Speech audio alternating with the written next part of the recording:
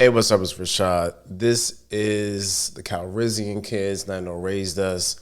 Here today to talk about brand new series just dropped on Disney Plus on a Monday night, and that is Skeleton Crew, of course, by Star Wars.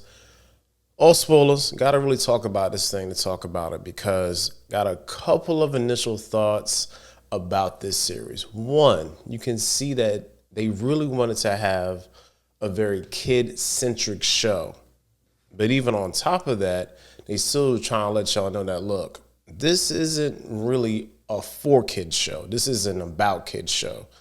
First scene, we got a bunch of pirates, a pirate attack on the ship, and people was just dying left and right. Like nobody was like, wasn't no blood or nothing. But like you could see that they was like, look, the stakes are gonna be pretty high in this one because we then transition into the kids of the episode.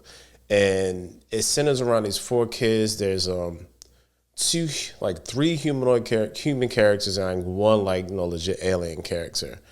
And the mystery of the show is where they're from. They're at this planet called At, and that's their home world. Nobody knows where this is. Like when they eventually go off planet, you see later on in episode 2. On the end of the first episode, rather, and they leave off world, they cross what's called the barrier. So there's some sort of, I'm guessing some sort of place that you can't go any further outside of their atmosphere because when the kids mention it, and then they're off into space, boom, hyperspace, the whole nine. And when they get to where they're going, and they find some people who they're trying to find some help. And they're like, yeah, we're like, where are you kids from? Like, man, we're from At. And like everybody's like laughing. And it like it's a joke. So the mystery of the show is A, where they're from, and B, how are they going to get back home? All of that is fairly interesting to me. This is me personally. I have a hard time watching kids on TV. And it's not because they're kids, it's because they have kids do goofy kid things. And our main character, his literal name is Whim. So contextually, he does everything on a whim. Like from the time that we see this character, he's not paying attention. He is distracted. His pops is a hard-working single father, probably a widow, because somebody's parent has to be dead, and he's just trying to provide for his son. And the son is not on job at all. So Whim again does everything on a whim. And when they're on the way to school, he misses the bus. They got these exams to take. And the exam essentially tells you what your career path is going to be, which is another oddity because these kids can't be no more than 6th, 7th grade. So as soon as you hit 7th grade, boom, you know what your career is going to be. Almost like another kid-censored property, The Giver. Basically, that's how they did it in The Giver. Either, you did what you had to do, find a job, or you were euthanized, what I'm saying? Spoilers for The Giver. It came out 15, 20 years ago. But yeah, anyway, that all that happens and right at the first episode. So we see how Whim and his friend Neil is the reluctant sidekick who's got all his people at home. We got 2 twin siblings, mom, dad, and we see Whim go home. It's just him. He a latchkey kid. I know a lot of us 80s and 90s kids can relate to that. And again, it really feels like an 80s Amblin, Steven Spielberg type thing. Like what Stranger Things has successfully emulated is what this show is kind of trying to do without it being, a hard TV-14. It's definitely TV PG.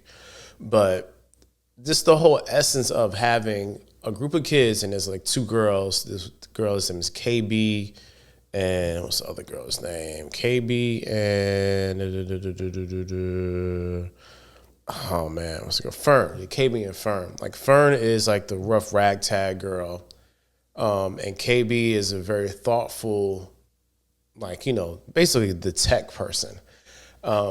We see that Fern has a mom who's in like a sort of important figure on the planet. Fern is really wants to be tough, and she's like telling like making stories up and trying to scare Win when he got in trouble. So the whole thing is very much it's hella 80s in here. Even the way that the city that they live in is constructed, it's like it looks like a cross between, I'm guessing, like somewhere in like the Midwest where it's like very hilly, and they got like woods. There's like a crevice and like a ravine, and and the Wim ends up trying to of course find the shortcut to school. They got these little these little speeder bikes, like even his little like speeder bike has tassels on it. So it really harkens back to those like 70s, 80s type aesthetic, but with a futuristic lens. So like Star Wars in real life. But he goes one day to school, he misses the bus. Of course, that same day, his dad tells him, look, get up, make sure that you go to school on time, got the test to take, it's important. And he misses the bus, takes his little speeder bike through the woods, happens upon this little ravine, ends up finding something. For some reason on this planet, they have droids just like everywhere. And looks like a truancy droid, I guess, picks him up and says, man, you in violation of school, my boy. You're not supposed to be here. So he ends up taking him to school. He's all dirty down, misses the exam. Pops rolls up like, look, man, I had to take off work for this nonsense. Now, Black Dad got to take off work to come see about a kid. Pops is pissed. So he said, look, man, you already 50 points down on your exam. Even if you want to pass this, you got to make 100. You can't miss nothing tomorrow. So they end up going home, and him and Women said, look, man, I found something. And like he is almost on the spectrum obsessed with Jedi. He wants to be a Jedi. He has like this cool futuristic flip book of Jedi stories. Just obsessed with it. He even asked his dad the same night before, could he read him a bedtime story? His dad was like, man, if you don't grow the hell up, so ask me these goofy questions, go to sleep. So he's stuck, man. Like he wants to still be a kid. And because of the way his life is and where his society is set up, he can't be the whimsical kid that he would like to be. So there's that aspect of it, and that character is essentially like our lead character, and we're seeing a lot of things through his eyes, even though it's written in third person omniscient for the most part. We're still seeing the story through the lens of his eyes, and he just wants to have an adventure. He's tired. He wants to get off world. He wants to do other things, and I mean he's essentially like our Luke character. He's our Skywalker archetype in this. And unlike Luke, he's way more, of course, because he's younger, he's way more childlike and child-minded when it comes to his reasoning and thinking. And they end up going back, and the girls catch up with them. They seem to say, look, man, they had this little back and forth, very, very kiddie-like. Oh, dude, we claim this, and yada, yada. And our girl KB, the tech girl, ends up opening the thing that they found. He thinks it's a temple. It's really just a pirate ship. And they power up the ship, and they boom, off planet. End up going off planet into hyperspace. So now they're just lost. And the cool thing, and I'm glad they kind of showed it, they kind of veered off of hyperspace, because usually there was probably like a preset, like ordinance for them to go to. But they kind of veered off of hyperspace, out of the hyperspace lane, and end up having to go to this pirate port, because one of the droids on the ship woke up, and the girl says, look, man, I'm the captain of the ship now, and tricked the droid into believing that she was the captain, and they brought him to this spaceport, which ends up being a pirate spaceport. And that's where the crew ends up, and they get their first kind of sense of what it is to be outside of at Atten. And they're totally green. They have no experience, don't know nothing's going on. The only person that's really trying to hold stuff down is Fern. But Fern's aggressiveness ends up getting them in trouble anyway, as well as Wim's whimsiness gets them in trouble too. So their attributes are actually playing against them, while KB and Neil are just really tagging along as the other two take the lead on everything. And the droid ends up coming back and helping them out. Aside from this being 80sville, this is also Tropesville too. We have mad tropes in this. So they're walking in the spaceport, and they said, "Man, we gotta find a cop for help." Ain't no cops.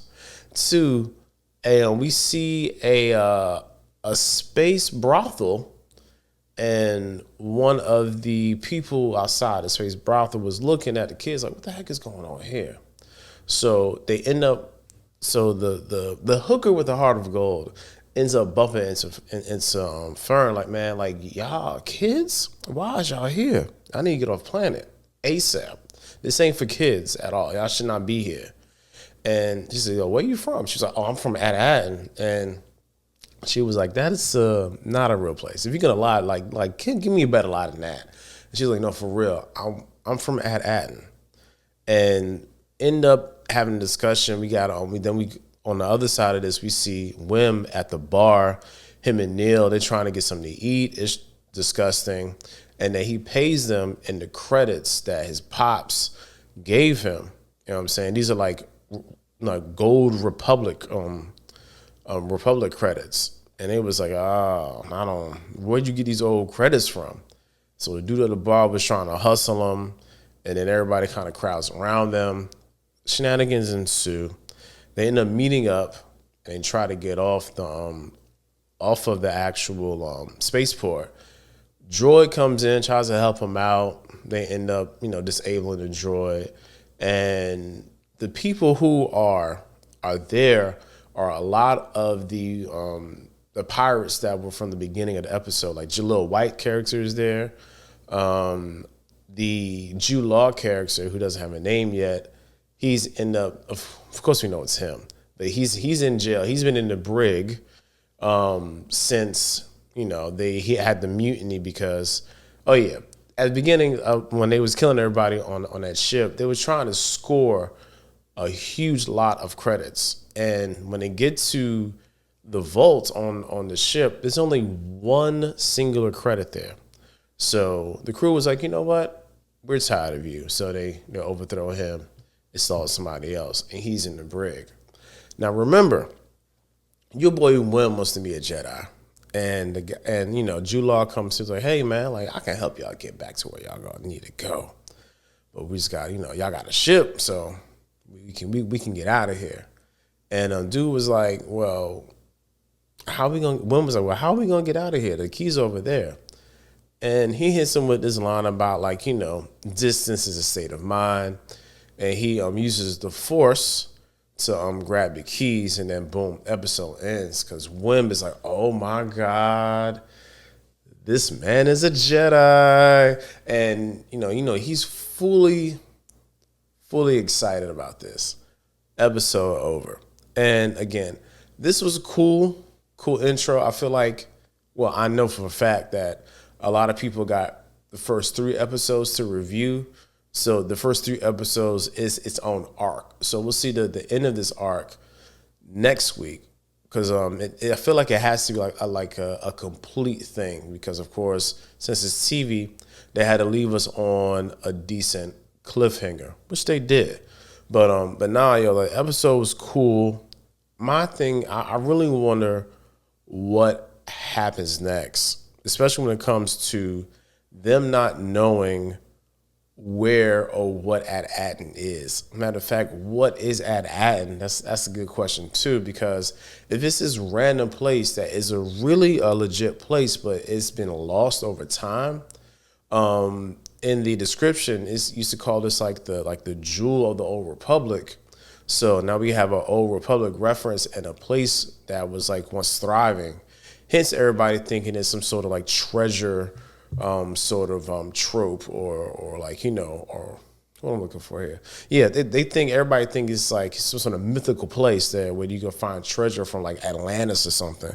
So or like El Dorado. So so everybody's really like why are these kids telling us that they're from this place that don't really exist but in lore?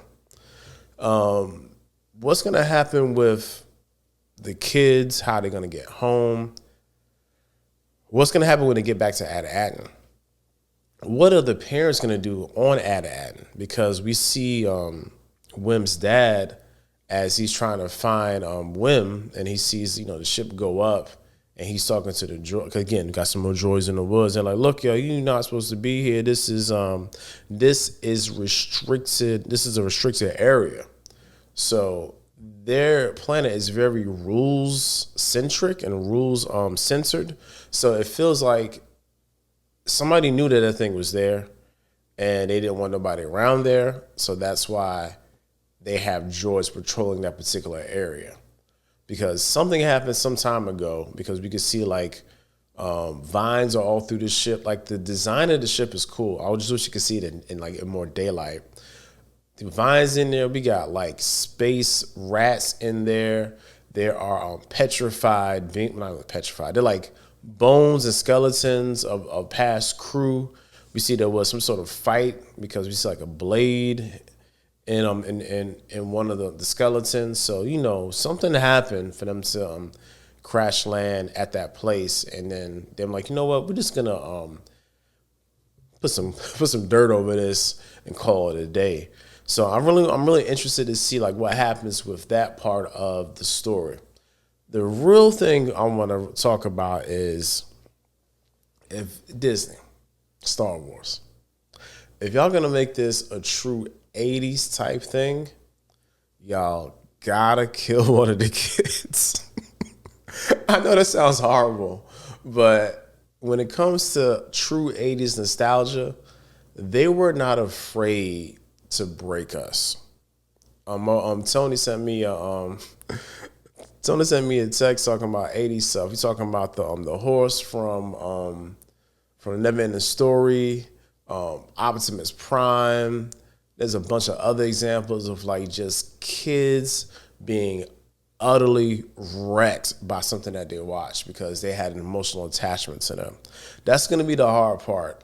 Are they going to make it to where these kids can be emotionally attached to their audience? If they can achieve that, where we love Wim, we love Neil, KB, and Fern, to the point where if one of these kids actually has to make the ultimate sacrifice, or somebody just offs them, we have an emotional reaction to that, then to be honest, the series is worth it. Because then we know the series has stakes.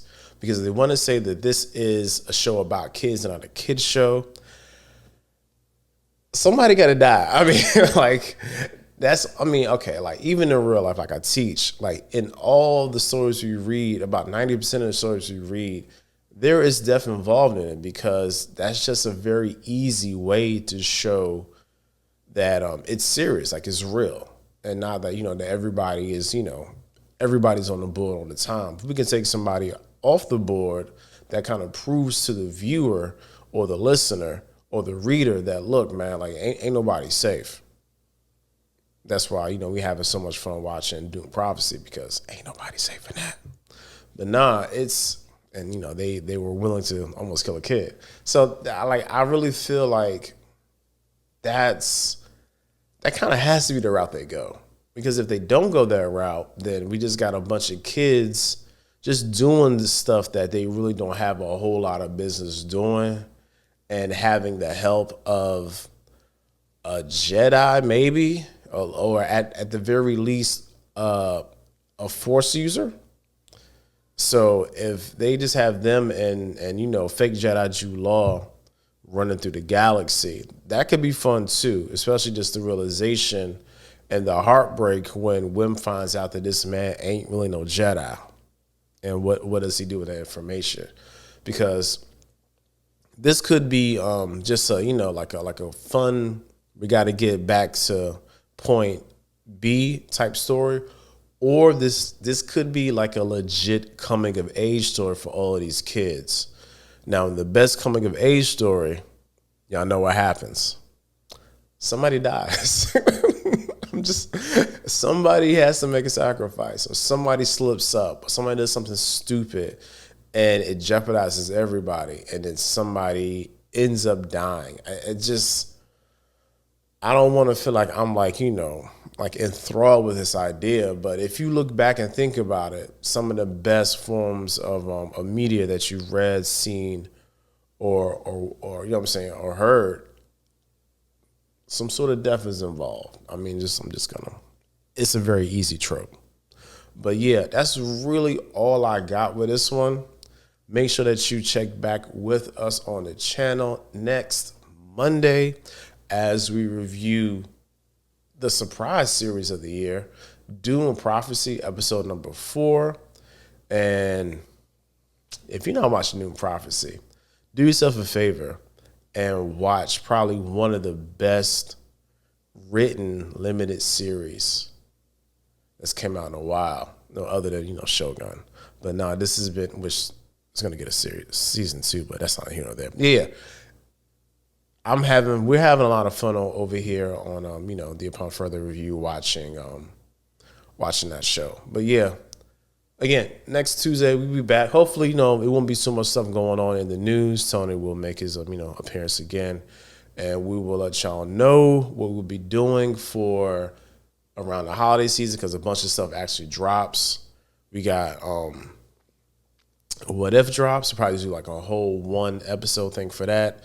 And also, we're going to have some issues maybe getting out Doom Prophecy and this because of the Christmas holiday, you know, traveling and stuff, yada, yada, yada. But, like, we'll figure it out. When we figure it out, we'll let y'all know. But, yeah, but that's all I got, man. Till the next time.